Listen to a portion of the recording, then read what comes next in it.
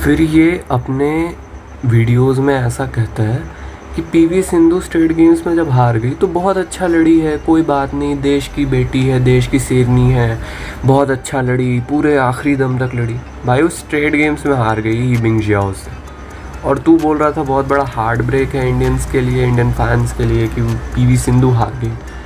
तो अगर तुझे स्पोर्ट्स का पता होता ना, जो कि मुझे पता है तुझे नहीं है, तो तुझे पता होना चाहिए कि स्पोर्ट में पीवी सिंधु का जो फॉर्म है बैडमिंटन में वो काफ़ी ज़्यादा ड्रॉप हो चुका है। तू अगर बोलता है कि मैं इतना बड़ा स्पोर्ट जर्नलिस्ट हूँ और मुझे सारे स्पोर्ट्स का पता है जितना किसी यूट्यूबरियों को नहीं पता, तो तुझे बात कैसे नहीं पता थी?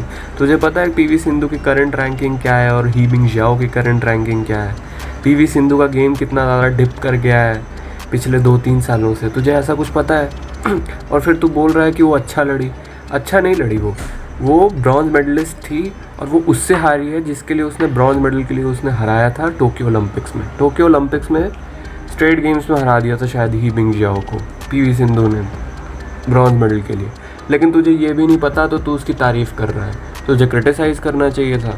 अगर तू इतना बड़ा स्पोर्ट का जर्नलिस्ट है तो तुझे उसकी परफॉर्मेंस को क्रिटिसाइज़ करना चाहिए था कि स्टेट गेम्स में आप नहीं हार सकते, जिस तरीके से आप डोमिनेट हो गए ऐसा नहीं चलेगा।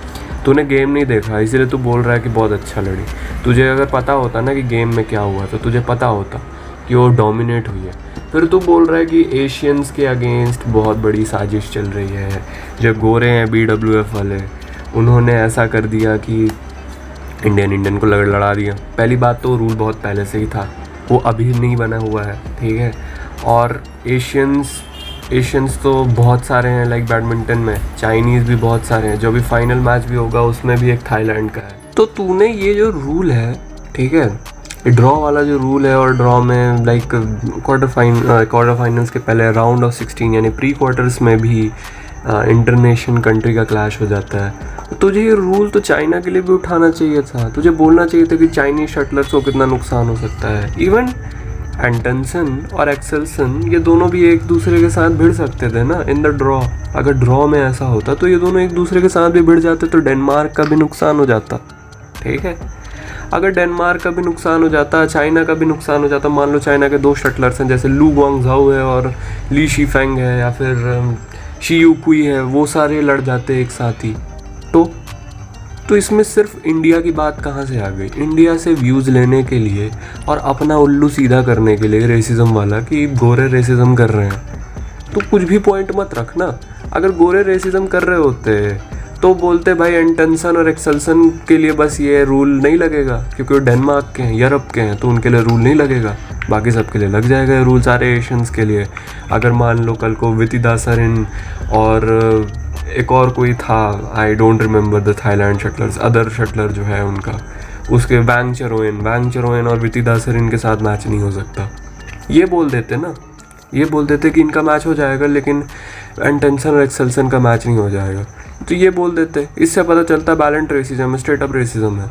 लेकिन ना तो उन्होंने कुछ ऐसा कहा, सारे कंट्रीज़ के लिए रूल था वो। अगर ड्रॉ में आ जाता हमारा इंग्लैंड का मैच हो जाता, डेनमार्क का मैच हो जाता तो हो जाता, उसमें कभी भी BWF बैठ के ये नहीं करता कि नहीं ये मैच नहीं होगा, ये तो हमारे शान के खिलाफ है, हम तो रेसिस्ट लोग हैं। कुछ भी अपना पॉइंट मारने के लिए, कुछ भी बकवास करने के लिए, शो बढ़ाने के लिए बकवास करनी शुरू कर दी, रेसिज्म का पॉइंट उठाना शुरू कर दिया।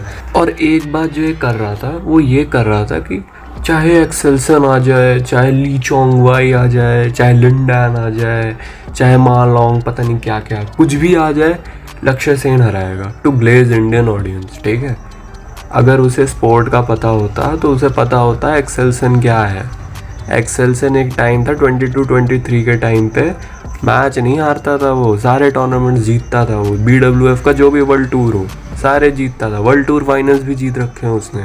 पिछले बार का ओलंपिक चैंपियन है विक्टर एक्सेल्सन। तुझे नहीं पता है ना बैडमिंटन का, तो जाके बैडमिंटन देख, जाके बैडमिंटन स्पोर्ट फॉलो कर, होता क्या है बैडमिंटन, रूल्स पता है, लॉबी वॉबी कुछ पता है, बैकलाइन हाफ लाइन कुछ ऐसा कुछ पता है। अगर नहीं पता ना तो जाके पढ़ ले रूल्स ढंग से, ठीक है। शटल हटल भी देख ले कैसा होता है, क्या हाइट होती है, कितने फेदर्स होते हैं, इवन वो भी देख ले, रैकेट वैकेट की मेजरमेंट पढ़ ले जाके क्या होता है और कौन सी कंट्रीज बेटर कर रही हैं। कुछ पता वता होता नहीं, लक्ष्य आ रहा है एक्सेल्सन को। मैंने पहले ही बोल दिया था लक्ष्य एक्सेल्सन का बहुत टफ मैच होगा और लक्ष्य को बहुत अच्छा करना पड़ेगा तब जाके हराएगा। तेरी तरह ये नहीं कि एक सेंटेंस में बोल दिया अरे जो भी आ जाए देख लेंगे। ये पता है क्या डिपिक्ट करता है कि तुम कितने ज़्यादा इग्नोरेंट आदमी हो, कि तुम्हें दूसरों का कुछ नहीं पता।